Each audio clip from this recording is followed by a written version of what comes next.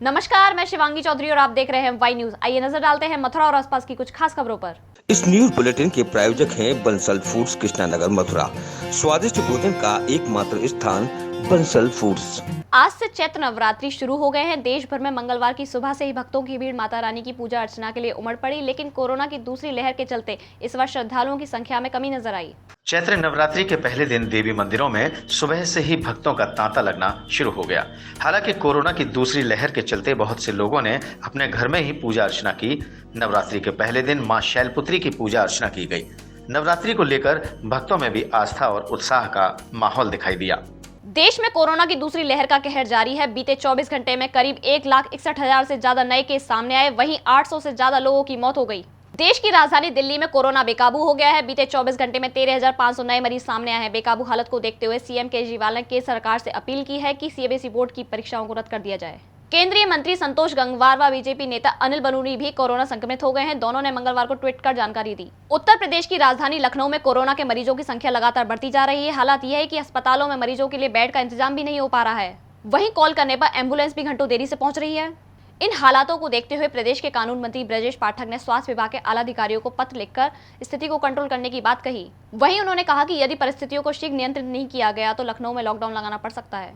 मथुरा के कोसीकला क्षेत्र में किसानों द्वारा अपने बदन पर केरोसिन डालकर फसल काटने का विरोध करते हुए आत्महत्या किए जाने का प्रयास करने का मामला सामने आया है। वहीं एसडीएम छाता ने केरोसिन उड़ेलने की घटना को गलतफहमी बताते हुए जांच के निर्देश दिए हैं। गांव शेरनगर में सरकारी जमीन पर अवैध रूप से उगाई गई गेहूं की फसल को सोमवार को कुर्क करने पहुंची पुलिस के सामने 2 युवतियां एवं 3 महिला किसानों ने अपने ऊपर केरोसिन डालकर फसल काटने का विरोध कर आत्महत्या का प्रयास किया, लेकिन पुलिस ने सतर्कता दिखाते हुए उन्हें बचा लिया, जिसके बाद पुलिस 2 युवतियों सहित 5 महिलाओं को पकड़कर थाने ले आई।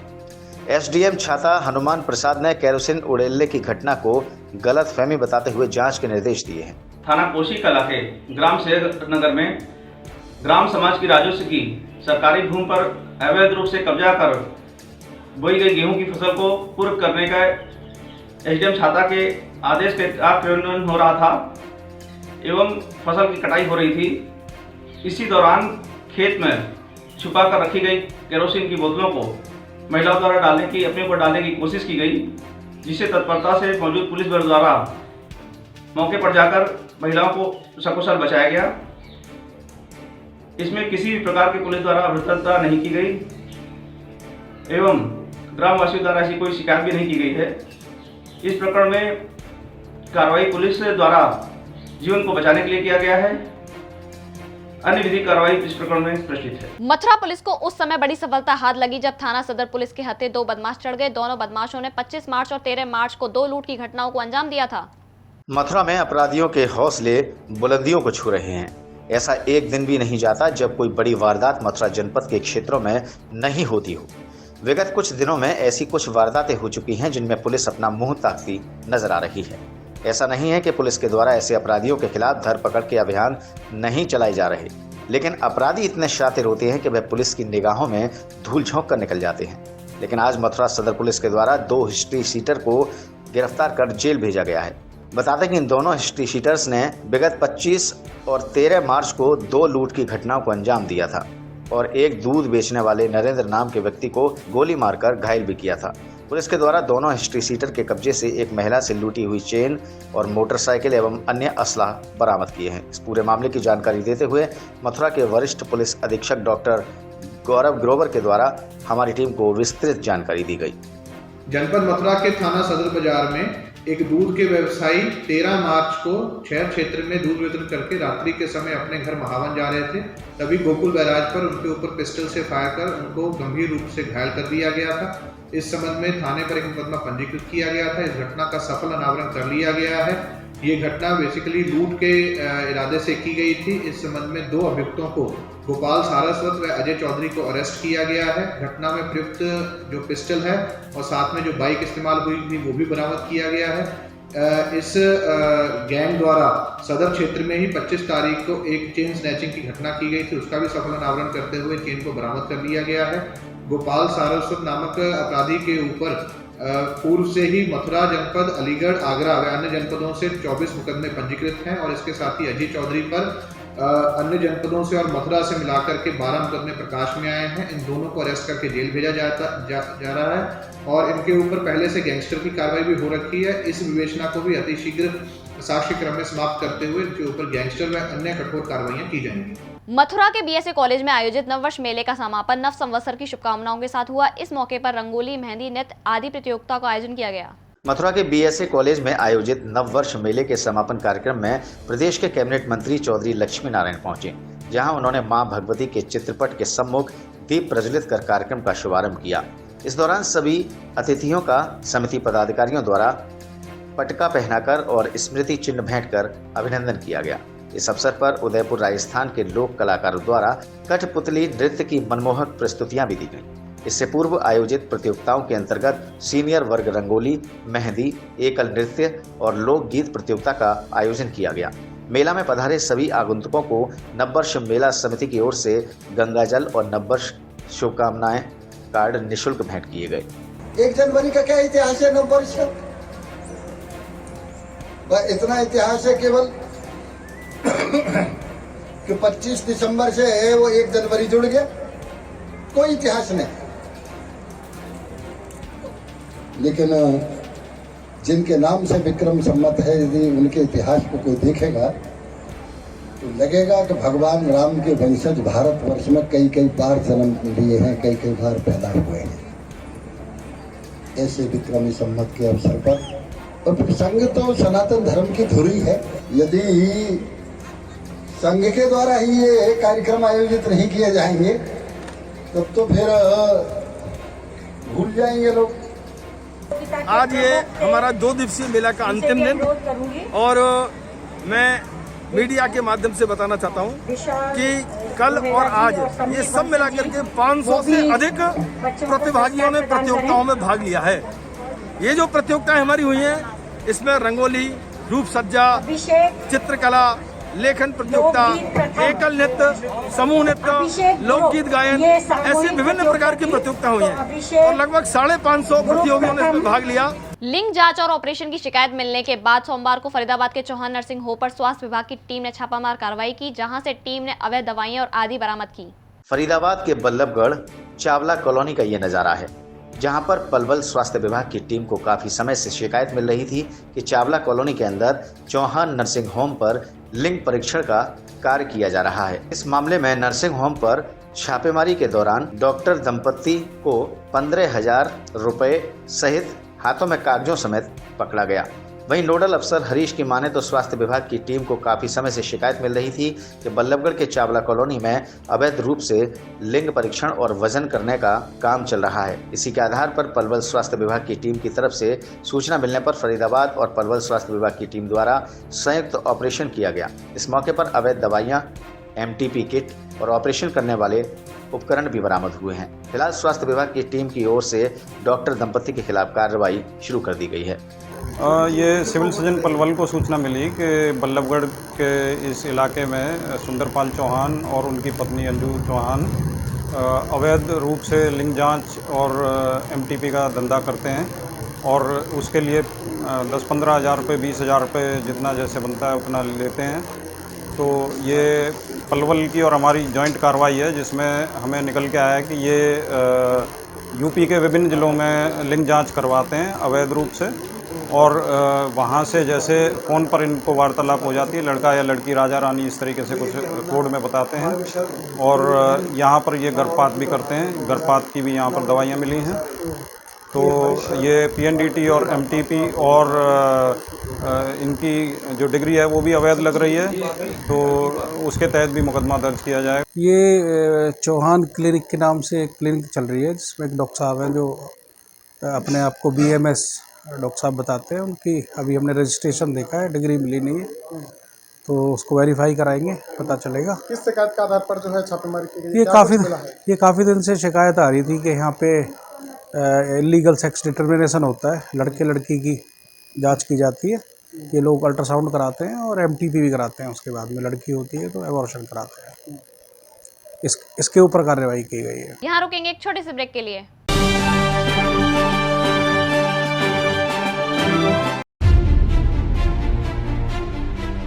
हम पूछेंगे सवाल। अच्छा, हमारा राष्ट्रीय खेल कौन सा है? राष्ट्रीय खेल क्रिकेट। आप देंगे जवाब। 10th की स्पेलिंग सुनाओ। TANTENS। हर सवाल में होगा रोमांच। अलीगढ़ की कौन सी फेमस चीज़ है? गोलगप्पे। आपके जवाब भी होंगे लाजवाब। नोटबंदी हुई थी तो कौन कौन से नोट बंद हुए थे उसमें? 1000 और 2000। मस्ती मनोरंजन से भरपूर। मसालों की रानी कौन है? गोल्डी मसाला। कारगिल युद्ध किन दो देशों के बीच में हुआ है? कारगिल युद्ध भारत पाकिस्तान। हम अपनी तरफ से देते हैं एक छोटा सा गिफ्ट। देखना न भूलें हर रविवार रात्रि 9 बजे। वही न्यूज आपके द्वार कार्यक्रम के प्रायोजक हैं हेल्थ केयर पॉलीक्लिनिक, सह प्रायोजक हैं आरोग्यम हेल्थ क्लिनिक। ब्रेक के बाद फिर आपका स्वागत है। बल्लभगढ़ प्रेस क्लब द्वारा ब्राह्मणवाड़ा में मंगलवार को कोरोना वैक्सीनेशन कैंप लगाया गया, जिसमें करीब 200 लोगों को कोरोना की डोज दी गई। बल्लभगढ़ के ब्राह्मणवाड़ा में आज बल्लभगढ़ प्रेस क्लब द्वारा वैक्सीनेशन कैंप लगाया गया, जिसमें 45 साल के 200 लोगों को आज कोविड-19 का टीका लगवाया गया। वहीं इस वैक्सीनेशन कैंप में पहुंचे हरियाणा के परिवहन मंत्री के बड़े भाई टिपर चंद शर्मा ने कहा कि कोरोना महामारी को दूर करना है तो वैक्सीन कैंप में लोगों को बढ़ चढ़कर भाग लेना चाहिए, जिससे वैक्सीनेशन प्रक्रिया को पूरा किया जा सके। इस अभियान में लोगों की भागीदारी बहुत जरूरी है। दीपक यादव जी विद्यासागर स्कूल है, इन्होंने एक कैंप लगवा रखा है और हर टाइम सामाजिक काम में लगे रहते हैं। इसी तरह के जैसे विद्यासागर में लग रहा है, कम से कम 12-16 पॉइंट हैं हमारे आज जहां वैक्सीन का टीका लगाया जा रहा है। और इस तरह का कम से कम जिस दिन से टीकाकरण चालू हुआ है, खासकर बल्लभगढ़ विधानसभा की बात बताऊं मैं, 15, 16, 20 जगह कैंप लगाए जा रहे हैं और हमारे बल्लभगढ़ विधानसभा में करीब लाखों लोगों को वैक्सीन का टीका लगाया जा चुका है। वहीं वैक्सीनेशन कैंप में वैक्सीन लगवाने पहुंचे लोगों ने कहा कि वैक्सीनेशन अभियान में आकर इसका फायदा उठाना चाहिए। वैक्सीन लगवाने का कोई साइड इफेक्ट नहीं है, ये पूरी तरह से सुरक्षित है।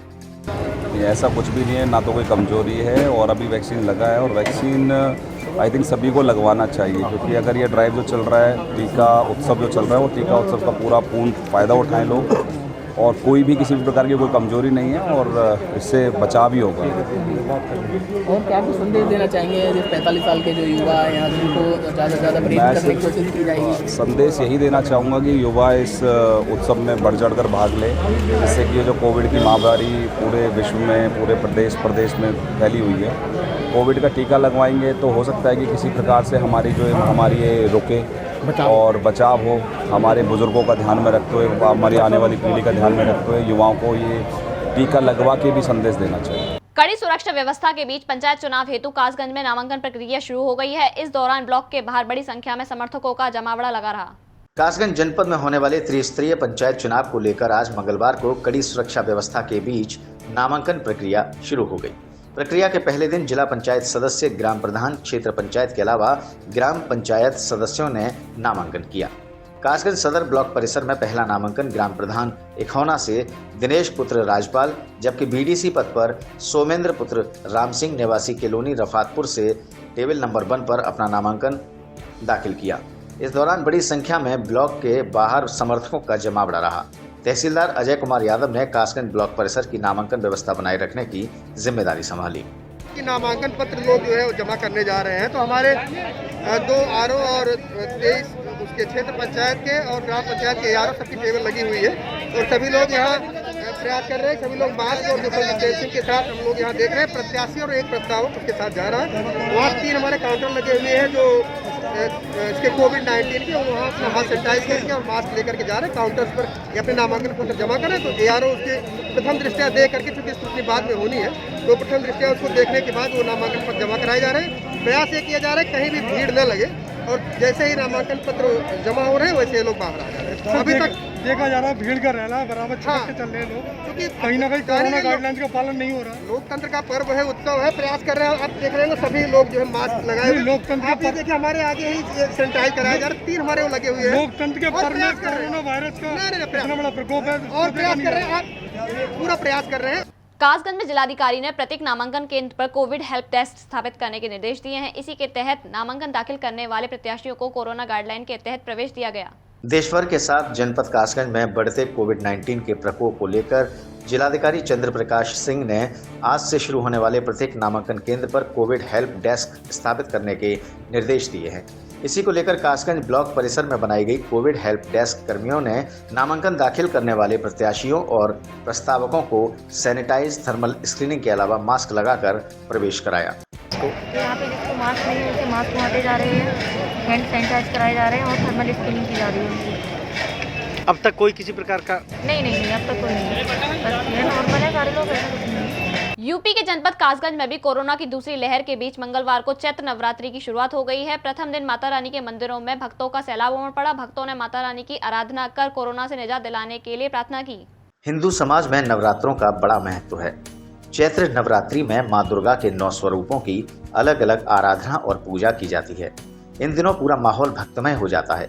नवरात्रि में पहले दिन मंदिरों में माँ दुर्गा के प्रथम स्वरूप माँ शैलपुत्री के दर्शन के लिए सबसे अधिक भीड़ प्राचीन चामुंडा महारानी तरोरा वाली के मंदिर में देखने को मिली। मास्क लगाकर और कतारबद्ध होकर माता रानी के भक्तों ने दर्शन किए। इसके उपरांत भक्तों ने हवन कुंड में आहुति देकर देश, प्रदेश और जनपद में कोरोना से मुक्ति दिलाए जाने की प्रार्थना की। आपको बता दें कि ये चैत्र नवरात्र आज से शुरू होकर 21 अप्रैल तक चलेंगे और पूरे 9 दिन के होंगे। आज से नवदुर्गा शुरुआत हो गई है और ये नवदुर्गा लगभग 21 तारीख तक चलेंगे। यहाँ हजारों लोगों की भीड़ माता बहना आती हैं और लोगों का ऐसा मानना है कि जो भी अपनी मांग अपनी जो मांग करते हैं उनकी मुरादें पूरी होती हैं। और ये नौ दुर्गा हमेशा भव्य रूप में मनाई जाती हैं और सभी माता बहनें मास्क लगा के आई हैं और हर नवरात्र को यहाँ नवरात्रि के वक्त मेला लगता है। नवरात्र शुरू हो चुके हैं, मुझे बहुत ही आस्था है और मेरा जो भी मांगती वो सब कुछ पूरा होता है और मैं इसके अलावा माता रानी के अलावा कुछ नहीं, मुझे यही माता रानी हमारी पुरानी माता रानी है, यहाँ निकली हुई है, इनकी बहुत ही आस्था है, बहुत ही हम लोगों को बहुत ज़्यादा कोरोना के वजह से चलते हुए हम लोग आ जरूर गए लेकिन अपनी सावधानियों का हम पूरा ध्यान रखेंगे। कोरोना काल के मध्य नवरात्रे शुरू हो चुके हैं। नवरात्रों के शुभारंभ आज 13 अप्रैल से और 21 अप्रैल तक चलेंगे। आज माँ शैलपुत्री की पूजा अर्चना करने के लिए चामुंडा मंदिर में यह चामुंडा मंदिर सैकड़ों वर्ष पुराना है। यहाँ माता रानी के दर्शन और एक झलक पाने के लिए उनकी आराधना करने के लिए भक्तों का जमावड़ा शुरू हो गया है। कोरोना के चलते भक्त अपने अपने मुँह पर मास्क और सैनिटाइज पूरी सुरक्षा के बीच और गाइडलाइन के तहत यहाँ चामुंडा मंदिर में जुट रहे हैं और माता रानी के दर्शन अर्चना कर और मनोकामनाएं मांग रहे हैं कि जल्दी जल्द देश प्रदेश और जनपद वासियों को इस भयंकर कोरोना जैसी बीमारी से मुक्ति मिले। इन्हीं मनोकामनाओं के साथ यहाँ भक्त उमड़ रहे हैं। हमने भक्तों से बात की तो भक्तों का साफ कहना है कि जो कोरोना की गाइडलाइन है उसके तहत हम दर्शन कर रहे हैं और दर्शन करने के बाद हम माता रानी चामुंडा माता रानी से मांग कर रहे हैं कि कोरोना से जल्द मुक्ति मिले। अपने सहयोगी अतुल यादव के साथ गुड्डू यादव, बाई न्यूज कासगंज। कासगंज के गांव अशोकपुर में सोमवार की रात खेत पर सो रहे किसान की हमलावरों ने हत्या कर दी। मृतक के भाई ने शक के आधार पर नामजद तहरीर देते हुए खुलासे की मांग की है। कासगंज जनपद की पटियाली कोतवाली क्षेत्र के ग्राम अशोकपुर में बीती रात खेत पर सो रहे किसान की हमलावरों ने धारदार हथियार से हमला बोलकर हत्या कर दी। मृतक 60 वर्षीय बैचेलाल के भाई मोहन सिंह ने बताया कि हम लोगों की किसी से भी कोई रंजिश नहीं थी। मेरे भाई रोजाना की तरह बीती रात भी खेत पर सोने के लिए गए थे। सोते समय रात में ही हमलावरों ने धारदार हथियार से वार करते हुए उनकी नृशंस हत्या कर दी। मृतक के भाई ने शक के आधार पर कोतवाली में तोप सिंह और जमादार के खिलाफ तहरीर देकर मामले के खुलासे की मांग की है। फिलहाल पुलिस ने मृतक के शव को कब्जे में लेकर पंचनामा भर पोस्टमार्टम के लिए भेज दिया है। हमारे भाई थे, घर से खाना लेके गए थे, वहीं 12 मास रहते थे। 700-800 मीटर दूरी पे खेत है, वहीं लेटते थे। वो फावड़े से मतलब उनकी हत्या कर दी रात में। हम 2 लोगों पे शक है और मतलब जो है अज्ञात में है, मिड़ैत और मिड़ैत के मतलब बटाई वाले। क्या कारण रहा? कारण क्या था हत्या करने का? कारण सर बाबू वो लोग वहाँ दारू निकालते थे और पीते थे। क्या नाम उनका दारू निकालने वाले? जमादार, दूसरों तोप सिंह। कहाँ के रहने वाले हैं? नगला मुंशी के। तो क्या उन पर ही शक लग रहा है आपको? उन्हीं पे शक है हमारी। मथुरा में पंचायत चुनाव के लिए सभी पार्टियों ने अपनी अपनी तैयारियां शुरू कर दी हैं। वहीं कुछ पार्टियों ने अपने प्रत्याशियों को हरी झंडी देकर मैदान में भेज दिया है। जिला पंचायत चुनाव एवं ग्राम पंचायत चुनावों को लेकर सभी पार्टियों ने अपनी अपनी तैयारियां करना शुरू कर दी हैं। वहीं कुछ पार्टियों ने अपने प्रत्याशियों को हरी झंडी देकर युद्ध के मैदान में भेज दिया है। इसी के चलते आज मथुरा क्षेत्र के वार्ड नंबर 18 से जिला पंचायत सदस्य के रूप में कुमकुम चौधरी पत्नी प्रदीप चौधरी सपा सरकार के समर्थन के साथ हरी झंडी मिलने पर उन्होंने अपने कार्यालय का उद्घाटन कर एक प्रेस वार्ता भी की, जिसमें मुख्य अतिथि के रूप में आए राजेंद्र चौधरी पूर्व मंत्री एवं राष्ट्रीय प्रवक्ता सपा पार्टी ने भाजपा पार्टी पर निशाना साधते हुए कहा कि अभी तक इस सरकार में कोई भी विकास कार्य नहीं किया है। ये एक कदम भी विकास को आगे नहीं बढ़ा पाए। इस पार्टी ने सभी देशवासियों और प्रदेशवासियों को बुरी परिस्थितियों को दिखाया है। अब हम आने वाले चुनाव में जनता के सहयोग से इस पार्टी को मुंह तोड़ जवाब दे सकेंगे। सपा के कद्दावर नेता राजेंद्र चौधरी ने अपने कार्यकाल की उपलब्धियों को भी गिनाया।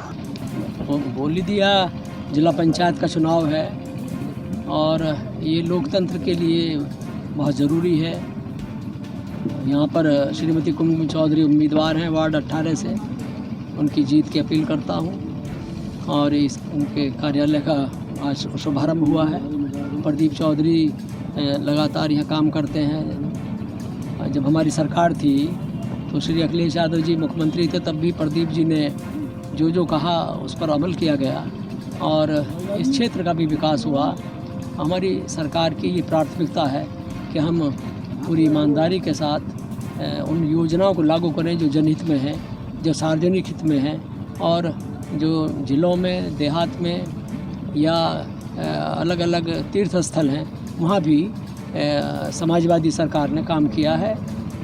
विद्युत आपूर्ति 24 घंटे हमारी सरकार में मिलती थी। भाजपा सरकार ने 4 साल में 1 यूनिट बिजली का उत्पादन नहीं किया और 4 वर्ष डबल इंजन बोलते रहे। ये लोकतंत्र के साथ छल है और जनता इसे बर्दाश्त नहीं कर सकती। प्रदेश के वर्तमान हालात तो अराजक हैं। यानी 6 महीना पहले इन्होंने घोषणा की कि कोरोना पे हमने नियंत्रण कर लिया है। प्रधानमंत्री जी मुख्यमंत्री जी के लिए बधाई भेजते रहे और मुख्यमंत्री जी ने प्रधानमंत्री जी को कहा कि उनके नेतृत्व में कोरोना जैसी गंभीर बीमारी दुनिया में जो फैल गई है, लेकिन भारत में उस पर नियंत्रण किया है और मुख्यमंत्री जी ने बार बार कहा कि अब हमने बीमारी पर काबू पा लिया है। 6 महीने बाद फिर से वही बीमारी और गंभीर रूप में आ गई है। इस 6 महीने में कोई काम चिकित्सा के क्षेत्र में, अस्पतालों के लिए, बेड बढ़ाने के लिए, चिकित्सा सुविधा पहुंचाने के लिए राज्य सरकार ने नहीं किया। 6 महीने में कोविड से निपटने का कोई इंतजाम नहीं किया गया। कासगंज जनपद में त्रिस्तरीय पंचायत चुनाव की प्रक्रिया मंगलवार से पुलिस प्रशासन की कड़ी सुरक्षा व्यवस्था के मध्य शुरू हुई। पहले दिन सबसे ज्यादा जिला पंचायत सदस्यों ने अपना नामांकन पत्र दाखिल करने के लिए उत्साह दिखाया। इस दौरान प्रत्याशियों में होड़ सी दिखाई दी। जोश खरोश के साथ नामांकन पत्र दाखिल कर वापस लौटे सभी प्रत्याशियों ने अपनी अपनी जीत का दावा कर क्षेत्र में विकास की गंगा बहाने का खुला दावा किया। इस दौरान जिला पंचायत सदस्य पद प्रत्याशी वार्ड नंबर 8 की भाजपा समर्थित प्रत्याशी हैं वंदना गुप्ता। वंदना गुप्ता ने अपने समर्थकों के साथ अपना नामांकन पत्र चुनाव अधिकारी के समक्ष पेश किया। देखिए, सबसे पहले तो मैं महिलाओं के लिए बोलूँगी। जिस तरीके से उनका विकास पिछड़ा हुआ है, तो अब बस यही कोशिश रहेगी कि महिलाओं के विकास में अग्रसर रहूँ। बस यही उम्मीद है, आप लोग भी साथ दीजिए और फिर हमारा तो विकास करना है वो तो करना ही। जिस तरीके से भाजपा ने आपको महिला होने के नाते टिकट दिया, उसको लेके क्या कहेंगे आप? उसके लिए सबसे पहले तो महिला विकास, क्योंकि हमारे यहाँ महिलाओं के लिए बहुत ही पिछड़ा रखा गया है। उनको किसी भी कोई भी कुछ भी करना हो तो महिलाओं को पीछे कर दिया जाता है, अग्रसर होने ही नहीं देते। बस यही। वहीं बीजेपी समर्थित प्रत्याशी वार्ड नंबर 4 से सितारा कश्यप पत्नी बॉबी कश्यप ने अपने समर्थकों के साथ नामांकन पत्र रिटर्निंग अधिकारी के समक्ष प्रस्तुत किया। बहुत कुछ करूँगी। जनता हो, उनका क्षेत्र कट्टी क्षेत्र पे बहुत पिछड़ा हुआ है, उसका विकास कराना है और 50% तो उधर मकान कच्चे हुए, उनका विकास कराना है, बनवाना है। इस दौरान वार्ड नंबर 20 से भाजपा समर्थित प्रत्याशी अजय राणा पुत्र बीडी राणा ने अपने समर्थकों के साथ नामांकन पत्र कलेक्ट्रेट में दाखिल किया। इस दौरान वो उत्साहित दिखाई दिए। जनता के लिए सभी विकास कार्यों पर ध्यान दिया जाएगा और जो भी जरूरी योजनाएं होंगी, सड़क है, पानी है, बिजली है, इस पर अधिक से अधिक विचार किया जाएगा। दिन भर प्रत्याशियों का नामांकन के लिए तांता लगा रहा। वार्ड 21 से भाजपा समर्थित प्रत्याशी हेमलता राणा पत्नी प्रवेंद्र राणा ने अपने समर्थकों के साथ रिटर्निंग अधिकारी के समक्ष अपना नामांकन दाखिल किया। इस दौरान उन्होंने कहा कि मैं पार्टी के वायदों पर खरा उतरूंगी और जीतकर अपने क्षेत्र में विकास करूंगी। बस जनता की सेवा करने के लिए आई हूँ, जनता की सेवा करने के लिए आई हूँ और सेवा करूँगी, जीत निश्चित है मेरी। जिस कारण भाजपा ने जिसने महिला उम्मीदवारों को टिकट दी है, तो क्या लगता है कि महिला सशक्तिकरण का नारा बुलंद हो रहा है? हाँ, भाजपा महिलाओं को आगे बढ़ाने का काम कर रही है। भाजपा ने महिलाओं के लिए आरक्षित किए हैं जो पद, उन पर सभी महिलाएं जीतेंगी, हमारा विश्वास है और महिलाएं बहुत अच्छा काम कर। बसपा के कद्दावर नेता पूर्व जिला पंचायत सदस्य प्रतिनिधि बॉबी कश्यप ने अपने समर्थकों के साथ नामांकन पत्र दाखिल किया। इस दौरान उन्होंने बताया कि मैंने पूर्व में भी विकास कार्य जोर शोर से कराए हैं, जिसका मुझे इस बार फायदा मिलेगा। मेरे वादे ये है कि जो क्षेत्र वार्ड नंबर 23 से जिससे मैं लड़ा था चुनाव, उसमें पूरा मैंने विकास कराया और ऐसे ही मैं वार्ड नंबर 12 में विकास कराऊंगा। वहाँ पर बहुत पिछड़ा एरिया है, क्योंकि वहाँ पर सड़कें शिक्षा का स्तर बहुत नीचा गिरा हुआ है और लोग बहुत परेशान हैं। वहाँ पर मैं पूरा विकास कराऊंगा, क्योंकि भावी जनता ने मुझे बुलाया है और पूरा समर्थन मिल रहा है, जोरदार समर्थन मुझे मिल रहा है वहाँ पर। दूसरी तरफ समाजवादी प्रगतिशील पार्टी के जिलाध्यक्ष चौधरी चरण सिंह यादव अपनी पार्टी से अपने सैकड़ों समर्थकों के साथ अपने भाई मनोज यादव वार्ड 20 और स्वयं खुद ने वार्ड नंबर 19 से अपना नामांकन पत्र कलेक्ट्रेट पहुंचकर दाखिल किया। हम प्रगतिशील समाजवादी पार्टी लोहिया जिलाध्यक्ष चौधरी चरण सिंह यादव नाम है और हम 3 सीटों पर चुनाव अभी लड़ रहे हैं। 20 नंबर पर हमारा भाई है, 19 पर हमें। पहले हमारी महिला सीट थी तो हमारी पत्नी थी, करीब टॉप किया था, 12,500 वोट कम से कम मिला था और हर किसी की जमानत जब्त हुई थी। आज हम चाहते हैं उससे ऊपर 20,000 से जीतेंगे 19 नंबर वार्ड और 20 पे भी हम कम नहीं पड़ेंगे। भाभी हमारा स्कोर ऐसा रहेगा कि 10-12,000 से भाभी जीतेंगे। विकास है, सड़कें आती हैं जो हमारे आवेदन जो हमारे लिए आवेदन देते हैं कि ये हमारे प्रस्ताव में डाल दो, हम सड़कें कराते हैं। गाँव से गाँव जोड़ने की सड़कें, अंदर की सड़कें, विकास की धारा बहती है हमारे यहाँ। देखिए अब 19 नंबर पर हम महिला सीट थी, फिर भी हमने इतना विकास कराया है। वहीं बता दें कि जिला पंचायत सदस्य के वार्ड नंबर 1 पर समाजवादी पार्टी के दिग्गज कार्यकर्ता होने के चलते सपा जिलाध्यक्ष कुंवर देवेंद्र सिंह यादव ने अपना पत्ता नहीं खोला है। हालांकि संजीव यादव और अभय प्रताप यादव दोनों ही समाजवादी पार्टी के समर्थित प्रत्याशी माने जा रहे हैं। अगर जनता ने हमें आशीर्वाद दिया तो हम जनता के लिए विकास के कार्य हैं और उनके सुख दुख से लेकर के छोटे से लेकर बड़े तक का काम जो हमारे प्रयास से होगा पूरा कराने का काम करेंगे। पहले दिन विकासखंड पटियाली में प्रधान पद के 355 प्रत्याशियों ने नामांकन पत्र दाखिल किए।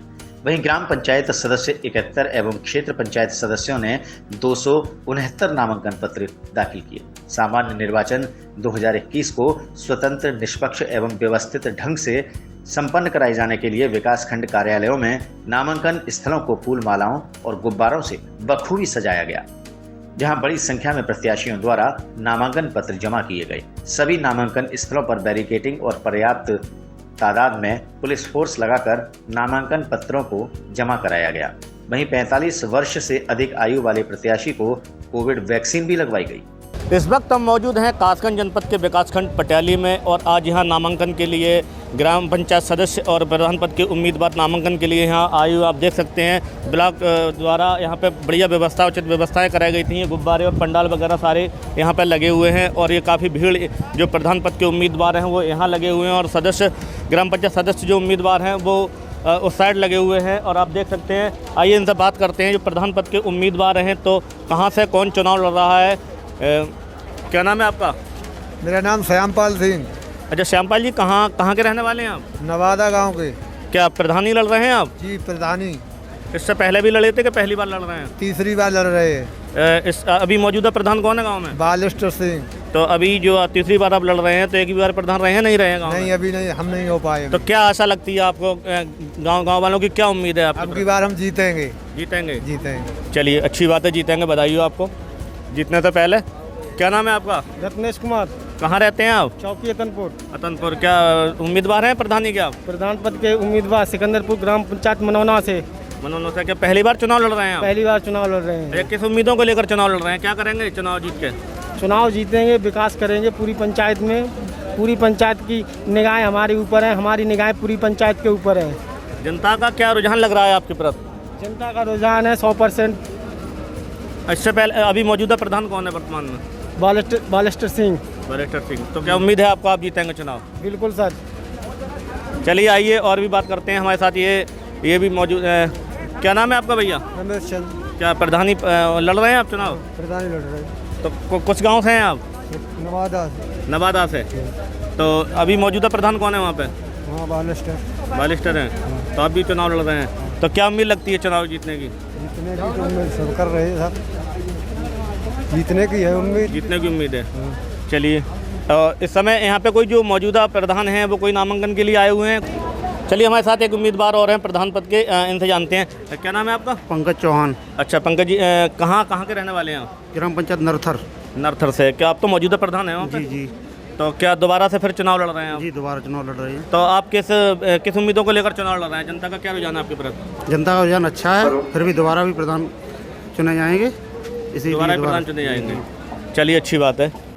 नामांकन की प्रक्रिया को लेकर प्रशासन द्वारा जो ब्लॉक में व्यवस्थाएं की गई हैं सभी चुस्त दुरुस्त हैं। पंडाल छाया के लिए लगा दिए गए हैं। पुलिस व्यवस्था भी यहाँ पे चाक चौबंद है।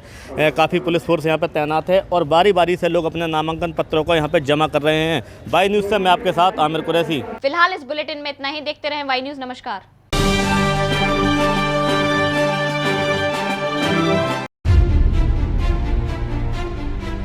हम पूछेंगे सवाल। अच्छा, हमारा राष्ट्रीय खेल कौन सा है? राष्ट्रीय खेल क्रिकेट। आप देंगे जवाब। 10th की स्पेलिंग सुनाओ। TANTENS। हर सवाल में होगा रोमांच। अलीगढ़ की कौन सी फेमस चीज़ है? गोलगप्पे। आपके जवाब भी होंगे लाजवाब। नोटबंदी हुई थी तो कौन कौन से नोट बंद हुए थे उसमें? 1000 और 2000। मस्ती मनोरंजन से भरपूर। मसालों की रानी कौन है? गोल्डी मसाला। कारगिल युद्ध किन दो देशों के बीच में हुआ है? कारगिल युद्ध भारत पाकिस्तान। हम अपनी तरफ से देते हैं एक छोटा सा गिफ्ट। देखना ना भूलें हर रविवार रात्रि 9 बजे। वाई न्यूज आपके द्वार कार्यक्रम के प्रायोजक हैं हेल्थ केयर पॉलीक्लिनिक। सह प्रायोजक हैं आरोग्यम।